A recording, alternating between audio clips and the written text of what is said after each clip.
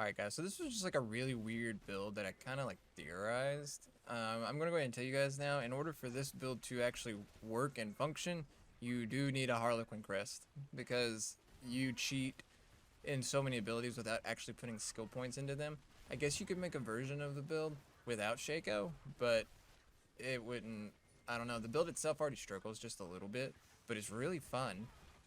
It's a Blizzard and an Ice Shards build, so it kind of tries to take the what both different builds do on their own and put them together.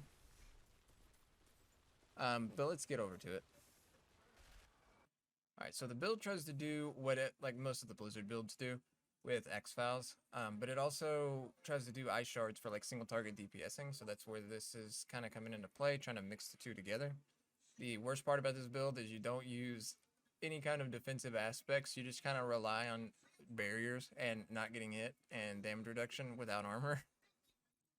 But it works. I mean, it kills stuff, and like you die if you get hit if you don't have a barrier. But if you have a barrier, you're fine, and that's why there's 3 defensive skills or 4 defensive skills to keep you safe and to use cooldowns to get barriers. But let's get into it. I told you guys in the beginning of the video, Shaco, gotta have Shaco in order to cheat some of these skills. Raiment of the Infinite, just as normal, just to get the 2 rings of glass cannon, and teleporting and like sucking people in. That's good too, but mostly you just want the 2 rings of glass cannon. You want Frozen Tundra on the gloves. Funny thing is, though, I don't even use Deep Freeze. I guess you could use Deep Freeze if you wanted to, but I just want the your ice spikes have a 50% increased explosion radius. That's all I care about, right? Like I don't need the beginning part. Debalt's Will, of course, just like every other build, so you get that multiplicative damage. Esu's Heirloom, so you can get higher critical strike chance. I guess mana cost reduction, critical strike damage, movement speed, that stuff's really good, obviously. The reason you choose this over anything else, though, is the critical strike chance. And then Storm Swell on the Wand, and the Wand has all stats and critical strike damage. And the last one, you could tailor it to however you wanted to. Core skill damage, I put core skill damage so that I could do more single target DPS. Because it's just an additive. It's not going to do a whole lot either way, but it's fun. The build is. It really is. But it's a little nitpicky, right? But anyway, conceded on the focus, and then critical strike chance, mana cost reduction, resource generation, cooldown reductions, the same thing. This is the exact same focus I use with Ball Lightning. Tal Rasha's. The only way that you get all 4 elements, by the way, in my version of the build, is with teleport, which is fine because as long as you teleport and you keep the damage going, and you're going to teleport frequently either way, you get that. You get the shock, shock skill for it.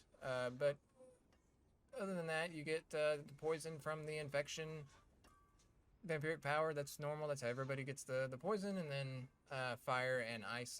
Those are just when you hit anything with anything. And then X-Files, as we said. And then Glacial on the amulet. This might change, to be honest. Because Glacial's not like, it doesn't need to be here, because that's the one, this is the, Blizzard is the AoE clear, right? That's pretty much how this build works, is Blizzard is meant to clear the mobs, and Ice Shards is meant to kill the bosses, right? But, anyway. Let's get over to the Vampiric Powers tab. We got Infection, Metamorphosis to get the Unstoppable. Ravenous is for bosses. You can change Ravenous when you're not fighting like Lilith or something.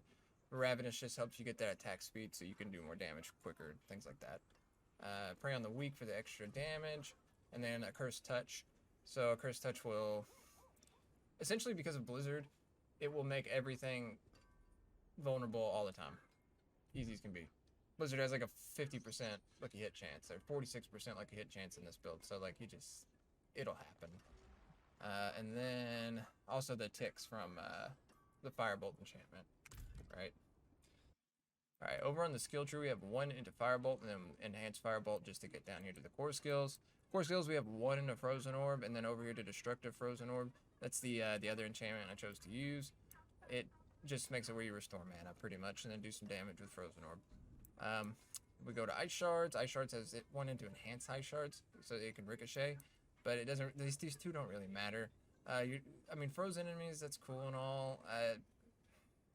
2 conditional, and then hitting an enemy with 5 Ice Shards in a single cast makes them vulnerable. You'll make them vulnerable either way, so there's no point in that. And then we have 1 into Devastation, and they go 3 into Elemental Dominance, and then 1 into Potent Warding. My resistances in this build are like 68, 68, 68, 70, 70, so like you don't even have to have this point, to be honest.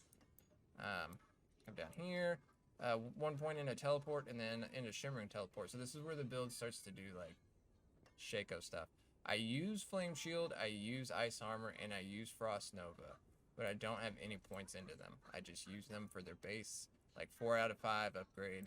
There's no additional upgrades, anything like that. It works really well. It keeps you safe, keeps you alive, makes barrier, etc., etc. It's really good though to just do it this way, and this is why I said you pretty much need Shaco for this build. And then we put 3 points into Class Cannon. We go down here, 2 into the Lucky Hit Chance, Precision Magic, and then we go 1 into Align the Elements to get the Mana Shield and Protection. Come down here, 5 into Blizzard, and then up here to the one where Blizzard lasts longer, as long as it's cast above 50 mana.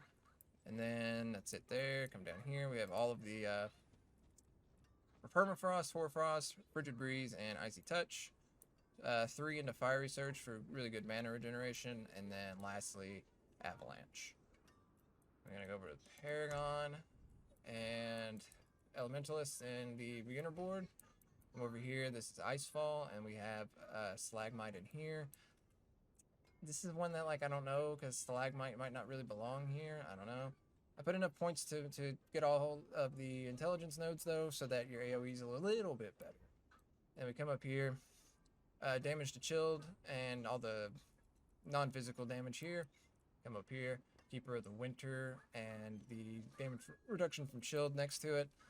This is, like, pretty much required. I know some people try to go this way with it to get these cold damages, but where I don't use Disobedience and all that, like if you get hit, like it's pretty bad without a barrier. So just like as much damage reduction as you can get, right? That's why I also grabbed this. I didn't grab this one, but you grabbed this extra one here instead of this one here, right? It splits off. This can be the last board, so we're gonna go this way. This is Enchantment Master. Yeah, Enchantment Master. And then we have Reinforced here, just like every single build does. We won't even spend too much time on that. Come up here to Burning Instinct, and we have Destruction in here. It's the only board that has tons of Dexterity. That's why everybody puts it here as well. And then actually this can be the last board, so we'll go over here. And then come up through here. This is Frigid Fate, and we have I have Exploit in here. And then come up here, grab the node, and then lastly, this is Searing Heat. If you're not grabbing any of the actual stuff, we just want to get a node. It's got Flame Feeder in it. Yeah, that's pretty much it. It's a really simple build. It plays pretty alright. It's very, like I said, it's very strange of a build. But I hope everybody enjoyed the video. If you guys did, make sure you like, comment, subscribe, all that, you know, generic YouTube shit. Everybody have a good day.